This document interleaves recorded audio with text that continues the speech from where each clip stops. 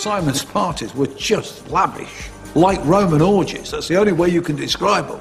This was us in the 80s, dressed up, drinking champagne, in our shoulder pads, thinking we were fabulous. Simon was always a millionaire. Just there weren't a million in the bank. But Simon's luck eventually ran out. Despite the hits, his record company collapsed. He turned up at his mum's door with just £5 to his name.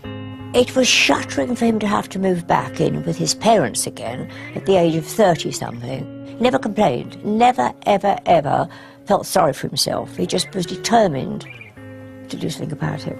And he did. You're 30 years old, you've got no money, literally, you're down to a few quid, and you're heading home to your mum and dad. What's going through your mind? I was in a cab, and I was working out, I'm not sure whether the £5 is going to cover the cab fare. I mean, literally, that was it. It was all gone.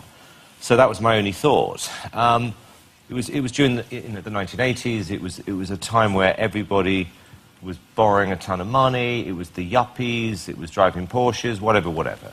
Everything was borrowed, or everything was mortgaged. And the whole lot literally came crashing down. And I owed the bank, I don't know, £300,000 or £400,000. I had to sell my house, my car. In a strange way, it was incredibly liberating because, everything wasn't mine. It belonged to somebody else. And I never really missed it because it wasn't actually mine in the first place. What did your mum say when you walked through the door? Oh, she was really happy. Couldn't wait to get me back. They were absolutely fine. And it was very interesting because at a time like that, you really realise who your friends are. And my friends really were my friends. I wasn't embarrassed. I paid back the bank loan, bought an old sports car, which I loved, an old TR6 for £7,000. Used to bomb around in that.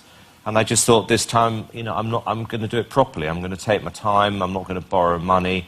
And I kind of, in a weird way, enjoyed it. How did you get back on your feet? Was there a person who said, you know what, I still believe in you? I'd say, my dad really more than anything else, because he, when I went back to live there, they had a nice flat in London. It was fine. What did he say to you, Dad? He just basically said, look, you've just learned a lesson. He didn't really preach other than you've got to do it properly. When you got a bit of power and you had your own gig, for want of a better phrase, what kind of boss were you?